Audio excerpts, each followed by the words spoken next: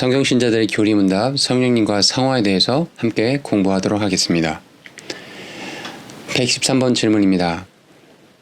성령님은 어떤 분이십니까?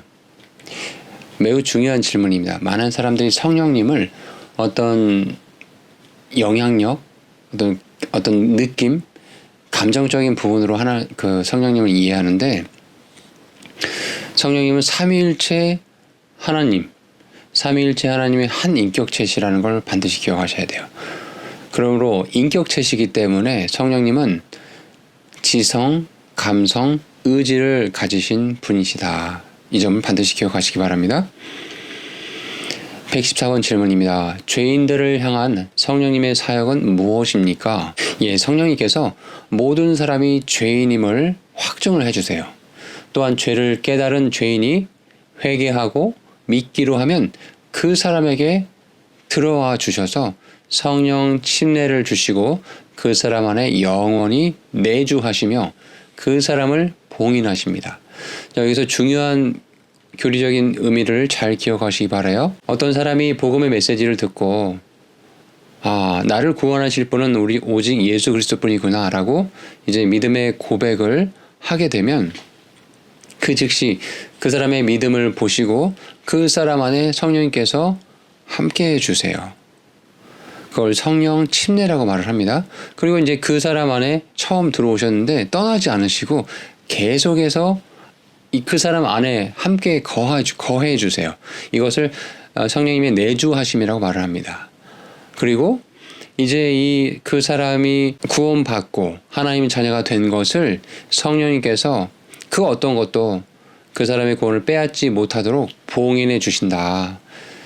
이 성령 침례와 구원받는 걸 성령 침례라고 말합니다. 성령 침례와 그리고 그 사람 안에 영원히 거주하시는 성령님의 내주하심, 그리고 어떤 것도 그 사람의 구원을 빼앗지 못한다라는 성령님의 봉인, 이 세 가지를 꼭 기억하시면 좋겠습니다. 자, 115번입니다. 성도들을 위한 성령님의 사역은 무엇입니까? 자, 성령님께서 여러 가지 사역들을 하시는데 특별히 성도들을 위해서 어떤 사역을 하시냐라고 물어보는 겁니다. 성령님께서는 성도들을 위로하세요. 모든 진리로 그리고 인도하세요. 그리고 충만하게 그들을 채워주셔서 성령님의 인도를 받아 인생을 살아가게 하십니다. 다시요. 성령님께서 구원받은 성도들을 위해서 하시는 일이 무엇이냐? 그들을 위로하신다. 여러분 참 놀랍지 않습니까?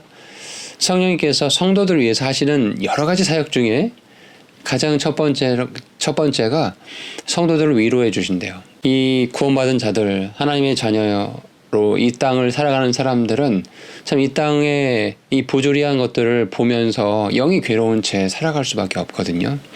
그리고 믿음 때문에 참 힘들고 좀 이해하지 못한 일들을 다 감당해야 하는 경우들도 있습니다. 성령님께서는 그걸 너무나 잘 아시기 때문에 그 성도들을 위로하신다는 거예요. 너무 감사하죠. 그리고 그 사람이 하나님의 자녀가 모든 진리 가운데 거할 수 있도록 인도해 주세요. 그리고 하나님의 일을 능력 있게 행할 수 있도록 충만하게 그를 채워주셔서 성령의 인도함을 받는 삶을 살도록 그렇게 인도해 주신다. 116번 질문입니다. 성화, 즉 거룩히 구별되는 것은 무엇을 말합니까? 자, 우리가 이제 불신자로 살다가 예수님을 알게 되고 예수님을 이제 나의 구원자로 받아들이게 됐어요. 그 사람이 그래서 이제 성령 침례 받아서 구원받게 됐어요. 자, 구원받은 이후에 이제 거룩히 구별되는 성화의 삶을 살아야 되는데 바로 그 성화가 무엇을 말하는 것인가라는 질문입니다. 자, 성화란 성령 하나님께서 우리의 마음과 행위를 거룩하게 만들어 주시는 것을 말합니다. 우리의 마음과 우리의 행동을 성령 하나님께서, 사실 사람의 어떤 개인의 노력으로는 한계가 있거든요. 성령님께서 그 사람 안에 내주하시고 완전히 봉인하신 그런 가운데 충만하게 채워주셨을 때 그 성령님의 충만하시는 능력으로 말미암아 그 사람의 마음과 행위가 이제 죄를 미워하고 예전에 옛사람의 더러운 어떤 성품들을 다 조금씩 버려가면서 정말 하나님이 기뻐하시는 그런 거룩한 성품으로, 구별된 성품으로 변화되어 가는 그 과정들을 성화라고 하는데, 그 성화의 과정 속에서 성령 하나님께서 많은 영향력을 발휘해 주신다.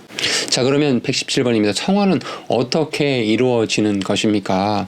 예, 성령님께서 내 힘이 아닙니다. 성령님께서 부드럽게 우리의 마음을 인도해 주셔요. 자, 그럴 때 우리가 이제 그 성령님의 인도하심에 우리의 자아를 내려놓고 순종해야 돼요. 내 자신의 욕심을 내세우지 않고 내 자신의 욕심을 거부하고 성령님의 그 인도에 하실 때 어떤 우리 가운데 마음을 주실 때가 있거든요. 그럴 때 그분의 말씀에 인도하심에 순종하면서 우리 자신의 인간의 욕심을 거부하게 되어 가는 이런 과정들이 계속해서 반복되어 가면서 우리가 성화를 이루어 가는 것입니다. 자, 그런데 이제 이 성화를 이루는 두 가지 요소가 있어요.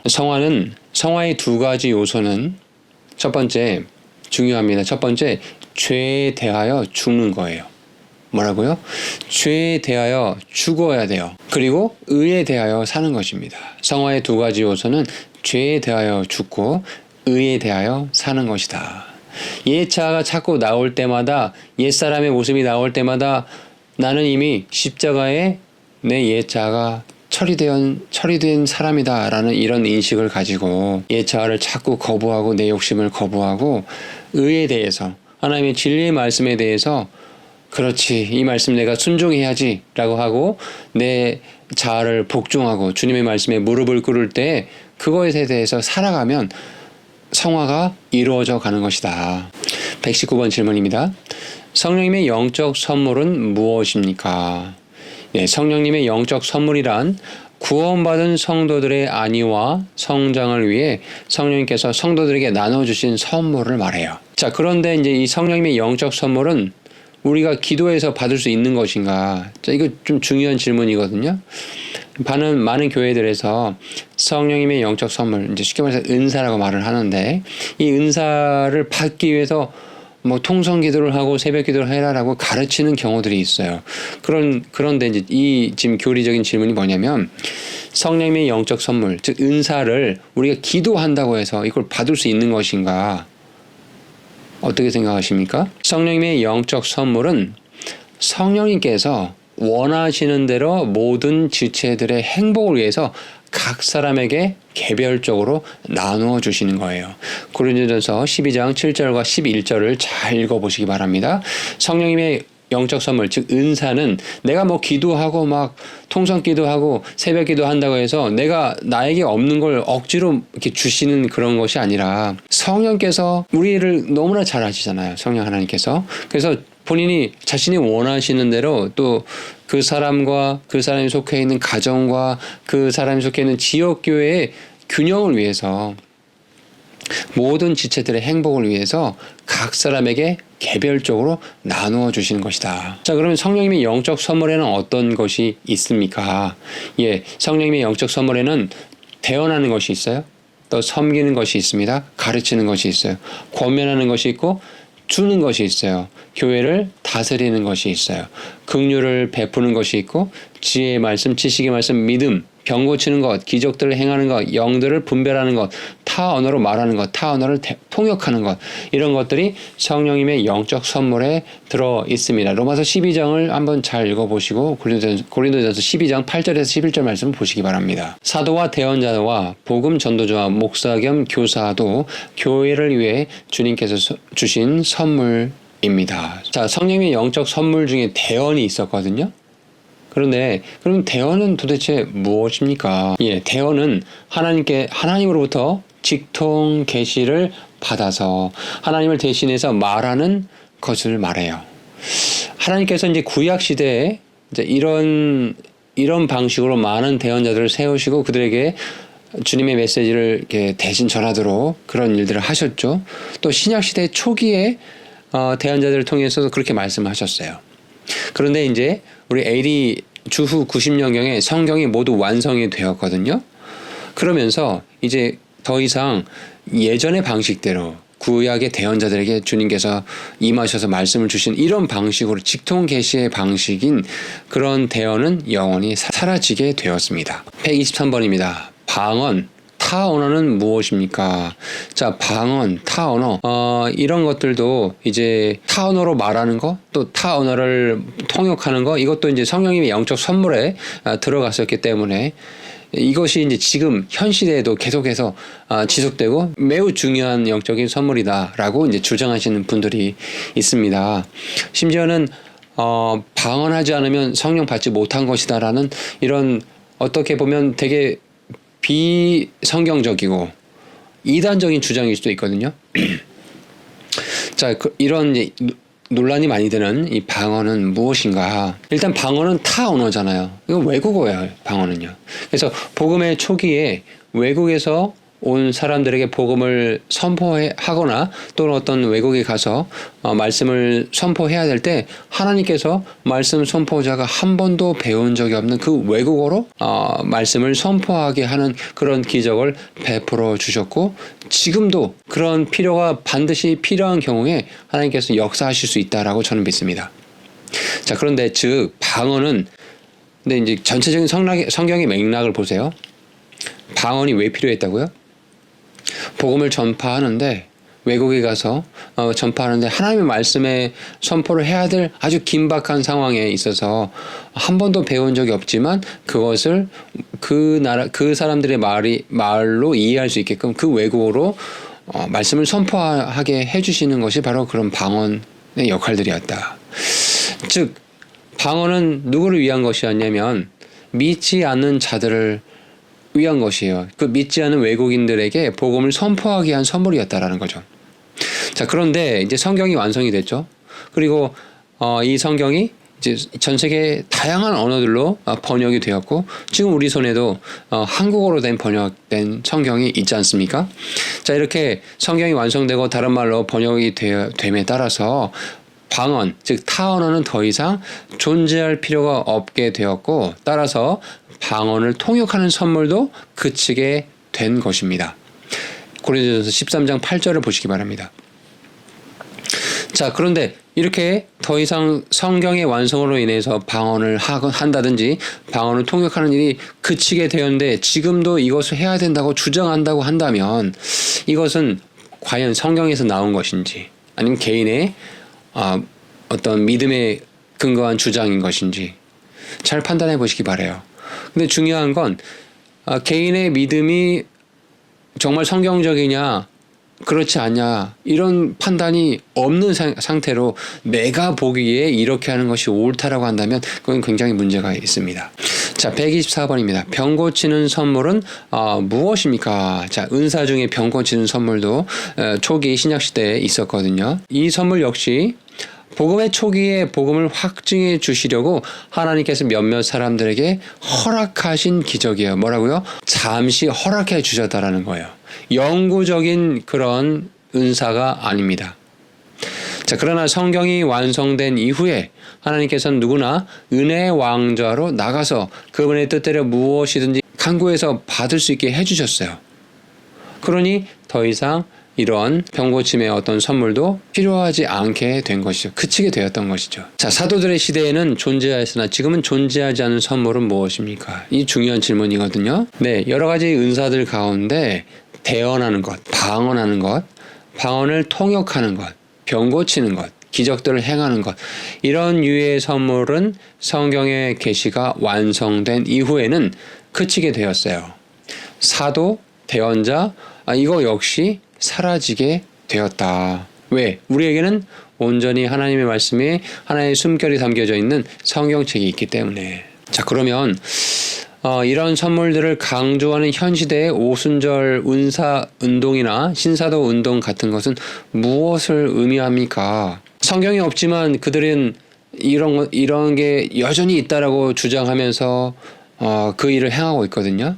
자, 그러면 이건 어떻게 봐야 되냐? 자, 그런 운동은 마귀의 영에 사로잡힌 사람들이 이교도들의 하는 그대로 답습해서 행하는 것이에요. 그 이상 그 이하도 아닙니다. 거룩하신 하나님과 전혀 상관없는 무익한 일들을 마치 의미가 있는 것인 것처럼 축복받은 특권을 누리는 것처럼 사람들을 속이고 행하고 있다는 것이죠. 127번입니다. 성령님으로 충만하면 어떤 일이 생깁니까? 네, 성령님으로 충만하면 사랑과 기쁨과 화평과 오래 참음과 부드러움과 선함과 믿음과 온유와 절제와 같은 성령님의 열매가 우리 안에 맺히게 되어요. 생기게 되어요. 갈라디아서 5장 22, 23절에 잘 나와 있죠. 성령님의 선물이 있어도 성령님의 열매가 없으면 본인과 주변 지체들에게 복이 되지 못합니다. 자, 128번입니다. 기도란 무엇입니까? 예, 기도는 하나님께서 행하신 일들에 대해서 감사를 드리는 거예요. 그리고 하나님께서 우리에게 주시기로 한 약속한 그런 것들을 간구하는 것이에요. 그러니까 기도 속에는 하나님께서 행하신 일들에 대한 감사와 그분께서 우리에게 주시기로 약속하신 그 약속하신 것들에 대한 간구, 이 두 가지가 기도에 들어가는 요소들이다. 자, 우리는 누구 이름으로 기도를 해야 됩니까? 예, 우리는 하나님과 사람 사이의 유일한 중재자이신 예수님의 이름으로 기도를 해야 합니다. 여러분, 이 질문이 참 어떻게 보면 되게 유치한 질문일 수 있거든요. 성경 신자들에게 있어서 누구 이름으로 기도하냐? 당연히 우리의 구원자 예수님의 이름으로 기도하는 것이다 라는 이 아주 기본적인 어떤 교리인데, 이런 것도 가르쳐야 되는 상황이 된 거예요, 현 시대에는요. 여러분도 알다시피 WCC 같은 종교 통합 운동하는 이런 단체들의 어떤 모임과 행사를 가보면 기도를 하는데 예수님의 이름으로 기도하지 않는 거예요. 이게 참 아이러니하고 답답한 일이죠. 기독교라는 간판을 걸고 어떤 모임을 하는데 기도를 하는데 예수님의 이름으로 기도하지 않는다. 참 우리가 이 어려운 시대를 지금 살고 있는 것입니다. 영이 괴로운 시대를 살고 있어요. 자, 130번입니다. 예수님의 이름으로 기도하는 것은 무엇을 뜻합니까? 자, 조금 전에 기도는 누구의 이름을 해야 된다고요? 예, 우리의 구원자이시고 하나님과 사람 사이의 유일한 중재자이신 예수님의 이름으로 기도해야 된다고 말씀드렸죠. 그러면 그 예수님의 이름으로 기도를 한다라는 의미가 무엇이냐? 예, 그것은 기도 끝에 단순히 예수님이라는 이름을 붙이라고 하는 그런 어떤 저급한 수준의 의미가 아니에요. 예수님께서 우리에게 행하신 모든 일, 그분의 전 인격체를 두고 기도를 하라는 것입니다. 예수님께서 제자들에게 기도하는 법을 가르쳐 주시기 위해서 주신 것이 있어요. 그것이 무엇이었죠? 주기도문이었죠. 예수님께서는 타 종교에서 이교도들이 주문 외우듯이 외우라고 주기도문을 주시지 않았어요. 중언부언 반복하는 거 주님께서 원치 않으시거든요. 그건 기도가 사실 아닙니다. 그 안에 그 주기도문의 어떤 내용 안에 그 내용을 따라서 합당하게 우리가 하나님께 간구할 거는 간구하고 우리가 또 우리 자신에 대한 것들을 돌이키고 뭐 이런 어떤 기도의 모범 그런 것들을 알려주시기 위해서 주기도문을 주셨다. 자, 이 점을 기억하시기 바랍니다. 자, 그런데 많은 교회들이 어떤 모임과 뭐 예배 끝에는 주기도문을 외우거든요. 뭐 주기도문 하심으로 뭐 예배를 마치겠습니다. 뭐 기도회를 마치겠습니다. 이렇게 이제 하는 경우들이 많아요. 자, 근데 이것이 옳은 일입니까? 네, 옳지 않습니다. 주기도문은 원래 이 땅에 메시아 왕국이 임하는 것을 보게 될 유대인들을 위한 기도예요. 따라서 십자가 사건 이후에 신약시대 성도들은 기도할 때 주기도문의 원리를 따를 뿐이에요. 그 원리를 따를 뿐이지 그대로 이교도들처럼 반복해서 암송하고 암기하라는 것이 아닙니다. 오히려 반복해서 주기도문을 외우는 것은 주님의 뜻을 거스르는 일이 될 수 있습니다.